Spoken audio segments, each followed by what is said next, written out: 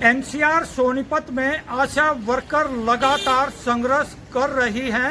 मांग एक ही है कि 26,000 रुपये मासिक सैलरी देनी चाहिए और शुक्रवार को आशा वर्करों का धरना प्रदर्शन 18वें दिन में प्रवेश कर चुका है। पक्का नौकरी कच्ची नहीं चलेगा, नहीं चलेगा, नहीं चलेगा। 4,000 में दम नहीं, 26,000 से कम नहीं। न्यूनतम वेतन 26,000 रुपए लागू करो, लागू करो, लागू करो। एनसीआर सोनीपत हरियाणा के लघु सचिवालय परिसर धरना स्थल पर जो ये अभी आपने आवाजें सुनी हैं, आशा वर्कर धरना प्रदर्शन कर सरकार से सैलरी बढ़वाने की मांग कर रही हैं। आशाओं के धरने का 18वां दिन है। 18 दिन से लगातार ये धरने में डटी हुई है। प्रदर्शन में 3 दिन की कॉल थी, लेकिन सरकार इनकी बात नहीं सुन रही है। सरकार ने चाहिए कि इनकी बात सुने। सरकार कह रही है कि हम सबसे ज़्यादा ले रहे हैं, लेकिन सरकार सबसे ज़्यादा नहीं दे रही है। सरकार सबसे ज़्यादा काम ले रही है आशाओं से। अब 5 साल में सरकार ने आशाओं का 1 रुपया भी नहीं बढ़ाया है। 5 साल से महंगाई कितनी बढ़ गई है। अब महंगाई को देखते हुए 4,000 में आशाएं गुजारा नहीं कर रही है। 5 साल से लगातार आशाएं आंदोलन में है अपनी बढ़ोतरी के लिए, लेकिन सरकार उनकी एक भी बात नहीं सुन रही है और सरकार काम पे काम थोपे जा रही है। और सरकार अब ऑनलाइन का इतना दबाव के दे रही है। 4,000 में ऑनलाइन ये टेक्निकल जो प्रक्रिया है वो भी आशाओं से करवाना चाह रही है। और जो वेतन की जब बात करते हैं तो सरकार आंकड़े दिखाती है। सरकार से कह रही है कि हम सबसे ज़्यादा हरियाणा में दे रहे हैं, लेकिन सबसे ज़्यादा हरियाणा में नहीं दे रहे हैं। सरकार सबसे ज़्यादा काम ले रही है आशाओं से। तो सरकार को चाहिए कि इनकी बात सुने और इनसे बात करें आके और इनको संतोषजनक जवाब दें। कितनी सैलरी चाहते हो? 26,000 रुपये न्यूनतम वेतन हम चाहते हैं सरकार दे।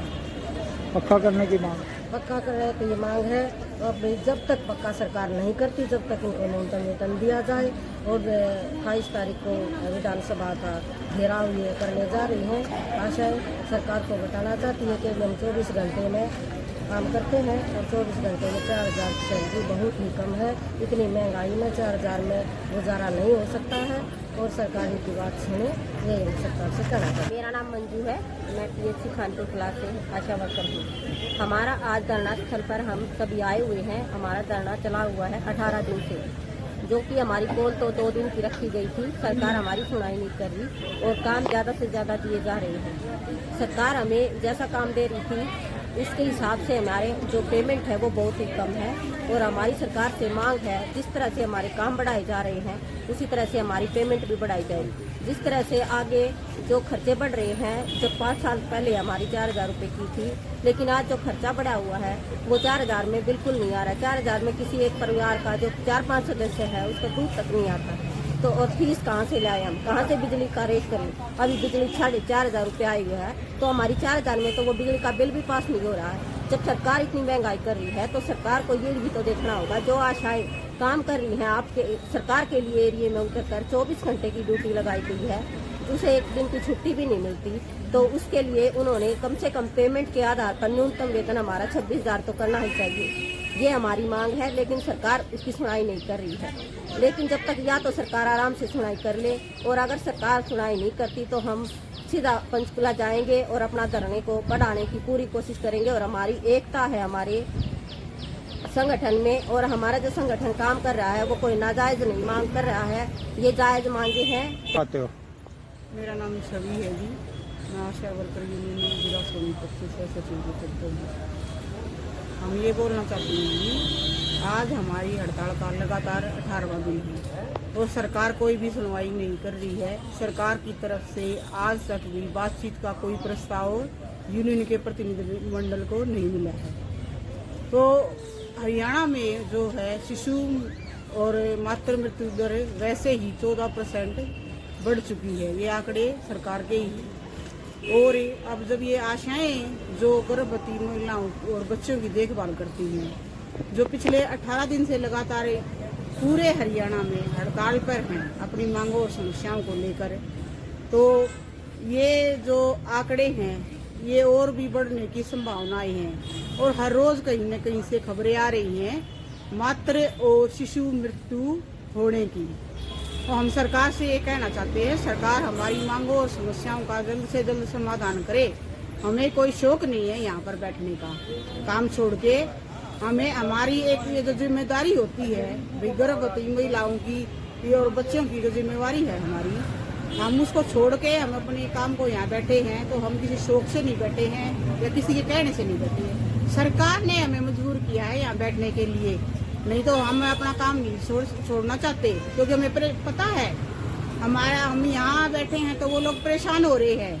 हम ही हैं आशा वर्कर्स जो फील्ड से एएनसी चेकअप के लिए गर्भवती महिलाओं को निकाल के लाते हैं और उनकी सारी प्रसव तक सारी जांचें करवाते हैं, टाइम से सारा उनका काम करते हैं। 42 दिन तक एसबीपीएमसी विजिट हम करते हैं। उसके बाद भी 1.5 साल तक हम बच्चों की SBYC विजिट भी करते हैं।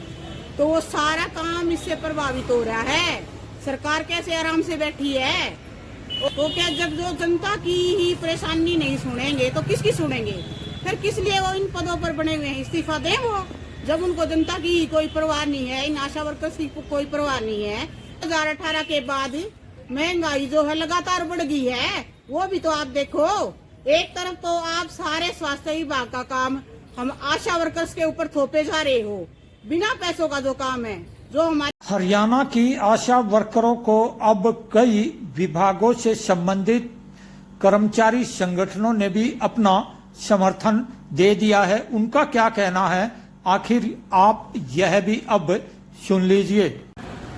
मजदूर संगठन सीटू से संबंधित आशा वर्कर यूनियन पूरा हरियाणा के अंदर हरियाणा सरकार की महिला विरोधी नीतियों के खिलाफ और अपने मानदेय बढ़वाने के लिए 8 अगस्त से लगातार हड़ताल पे है।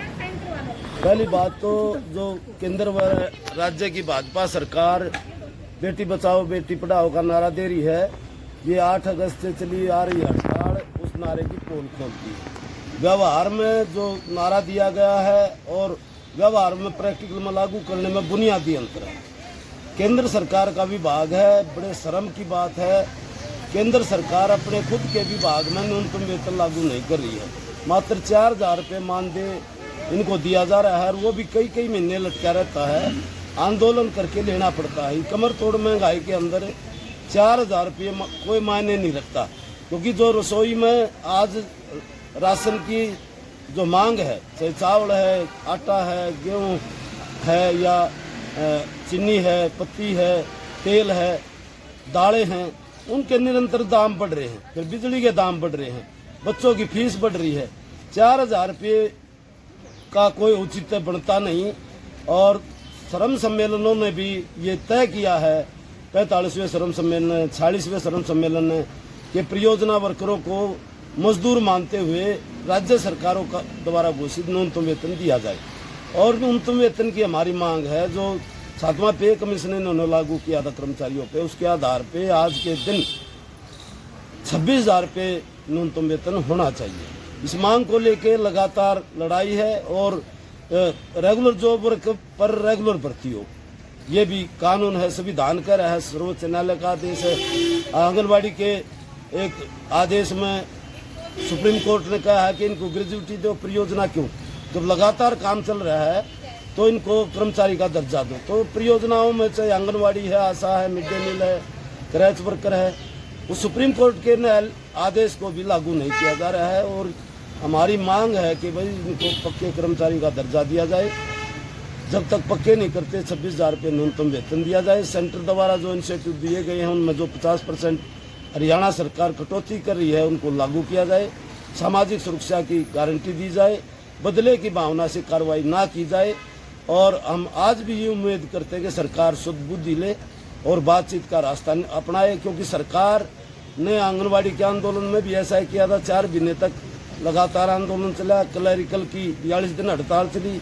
अब ये समझ रहे कि आशा वर्कर भी ऐसे ही परेशान होकर आंदोलन छोड़ के चली जाएंगी। हम ये बताना चाहते हैं कि हम 28 अगस्त को विधानसभा घेराव के लिए आ रहे हैं पूरे हरियाणा से आशा वर्कर्स, और फिर भी सरकार ने शुद्ध बुद्धि नहीं ली तो इस आंदोलन को हम तेज करेंगे। और 8 अक्टूबर को CI2 पूरे हरियाणा के स्तर पर लाखों मजदूरों की रैली CM हाउस करनाल में करेगी।